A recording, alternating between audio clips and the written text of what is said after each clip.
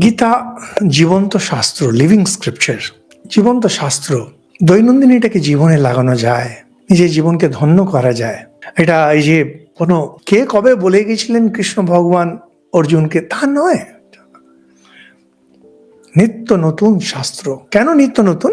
কারণ আপনি নিজের জন্য এটাকে নতুন করে আবিষ্কার করবেন রোজ, সেটা নিত্য নতুন, সেই জন্য এটা লিভিং। একটা মরা মানুষ, একটা জীবন্ত মানুষের তফাৎ আছে। শাস্ত্র আপনার জন্য, আমার জন্য জীবন্ত। ফলে কি হয়, জীবন্ত হলে কি হয়, যে কোনো জীবন্ত মানুষকে যখন আমরা দেখি, বিশেষ করে যিনি আমার আচার্য, তিনি আয়না দেখিয়ে দেন যে তুমি এখানে আর তোমাকে যেতে হবে সেখানে।